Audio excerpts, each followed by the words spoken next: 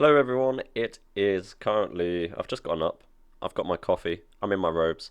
I saw that Zuckerberg had said that they are going to stop fact checking on Instagram and Facebook, and it's sort of tech adjacent, so I thought we could react. Hey everyone. I want to talk about something important today because it's time to get back to our roots around free expression on Facebook and Instagram. Free expression. So yeah, they're going to stop fact checking. I just love that. So I don't know the exact point it happened, but in the last couple of years, Zuckerberg stopped wearing the same stuff every day. He was wearing that same T-shirt, and he started doing his hair, and he started wearing jewelry and watches, and it's kind of funny. I love it. I started building social media to give people a voice. I gave a speech at Georgetown You got the human update. 5 years ago about the importance of protecting free expression, and I still believe this today. But a lot has happened over the last several years.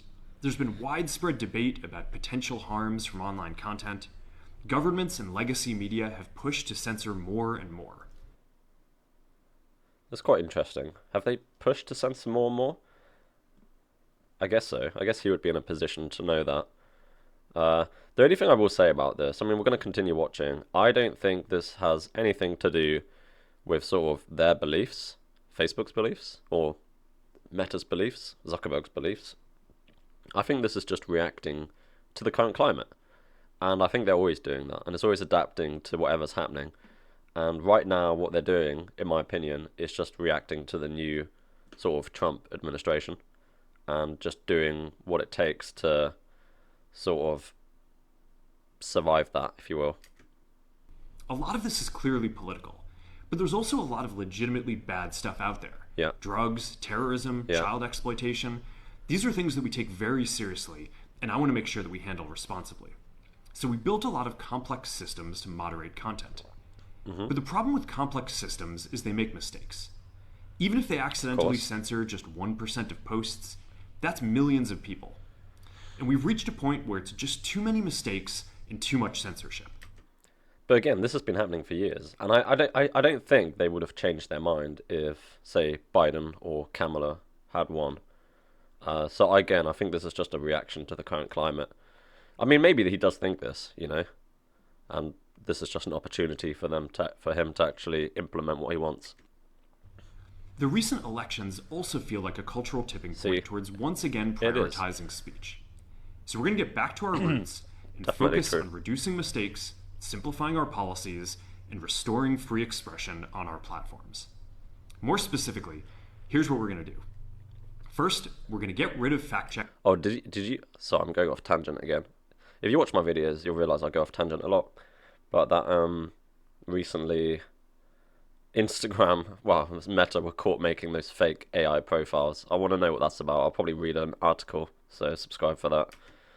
And replace them with community notes similar to X, starting in the US. Similar to X. After Trump first got elected. It's quite interesting, because, Meta have always adopted ideas from other companies, and I think that's a good thing to do, That's like, if someone has a good idea, it's not stealing it, you should use it. Because when TikTok came out, I think, I'm pretty sure this timeline is correct.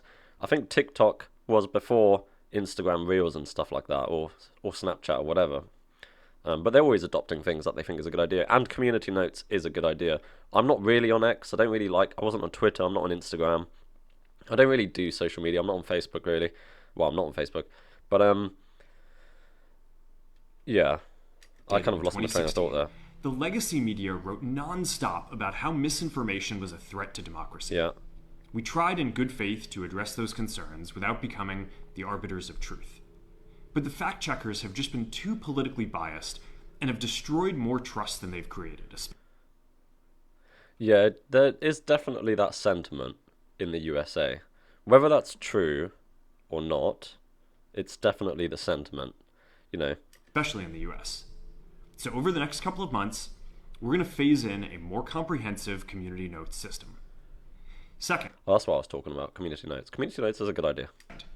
We're going to simplify our content policies and get rid of a bunch of restrictions on topics like immigration and gender that are just out of touch with mainstream discourse. Wait, what was that? We're going to simplify our content policies and get rid of a bunch of restrictions on topics like immigration and gender that are just out of touch with mainstream discourse. What started as a movement to be more inclusive has increasingly been used to shut down opinions and shut out people with different ideas, and it's gone too far. I'll be honest, that's a pretty crazy thing to Zuckerberg to say. I didn't think that would ever come from Meta. But again, they're just aligning themselves with the new political system. That's it. So I want to make sure that people can share their beliefs and experiences on our platforms. Third, we're changing how we enforce our policies to reduce the mistakes that account for the vast majority of censorship on our platforms. Okay. We used to have filters that scanned for any policy violation. Now, we're going to focus those filters on tackling illegal and high-severity violations. I mean, that's obviously a good idea. And for lower-severity violations, we're going to rely on someone reporting an issue before we take action. That's never, like, if you have... I mean, I've never reported anything on Facebook because I'm not on there, but I can't imagine that's very good. I don't think they have, like, a way to... They've never really had a way to contact them properly, I think, and that's by design. I think in the early days of Facebook, I remember seeing this thing. I'd have to find it. Someone would have to sort of fact check me here, but I think Zuckerberg was literally like, they made a fake sort of complaint area, and that stuff would just never get looked at, ever. Not that that's the case now. Filters make mistakes, and they take down a lot of content that they shouldn't. So by dialing them back, we're going to dramatically reduce the amount of censorship on our platforms. Sure. We're also going to tune our content filters to require much higher confidence before taking down content. Okay. The reality is that this is a trade-off. It means we're going to catch less bad stuff. Yeah. But we'll also reduce the number of innocent people's posts and accounts that we accidentally take down. Fourth, we're bringing back civic content. What's civic content? For a while, the community asked to see less politics because it was making people stressed. So we stopped recommending these posts. It took them long enough.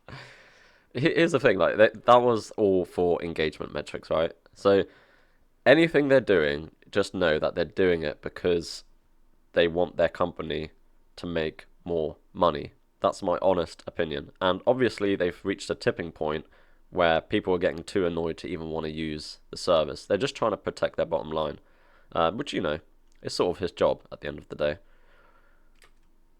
But it feels like we're in a new era now, and we're starting to get feedback that people want to see this content again. So we're going to start phasing this back into Facebook, Instagram, and Threads while working to keep the communities friendly and positive. Friendly and positive. You should ban people for being... What was Elon Musk's new thing? Banning people for being... Elon wants people to be more positive. But then doesn't he constantly say negative things himself? Elon Musk begs people on Twitter to be nicer. I love how they still call it Twitter. I'd need to find... I don't know. I'd have to find it. God. Every video I think I complain about DuckDuckGo being garbage. Yeah, I still use it. Pretty funny.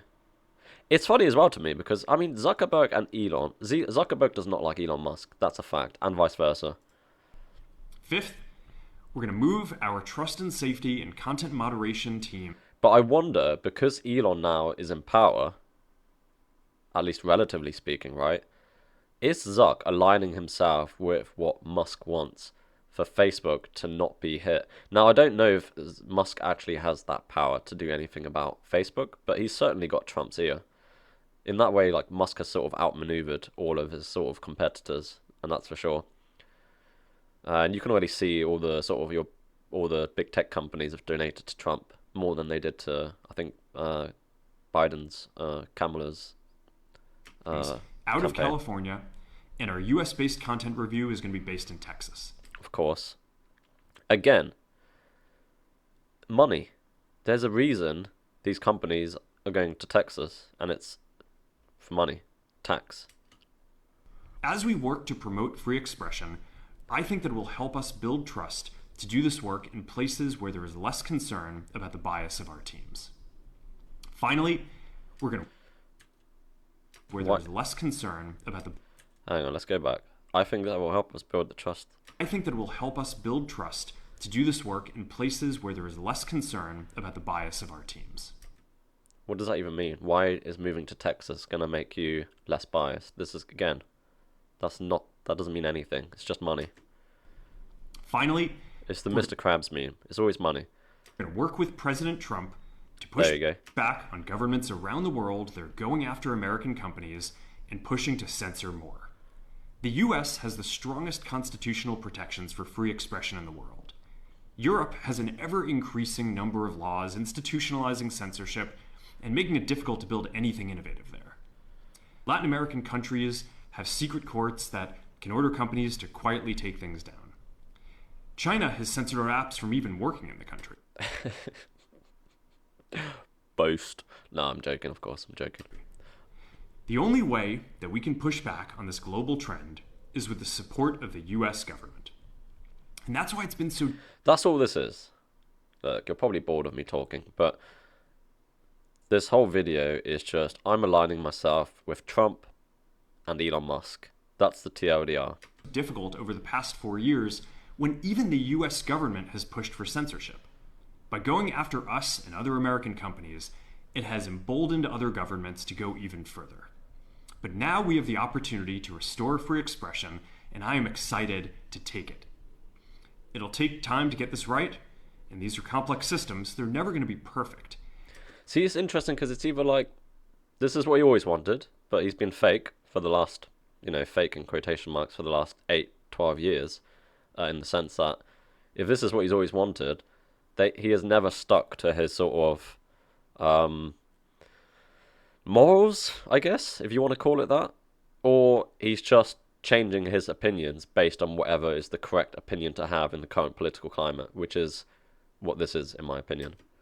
But I do understand, obviously, from his point of view as the CEO of Meta, and his goal is for his companies to grow and to make money.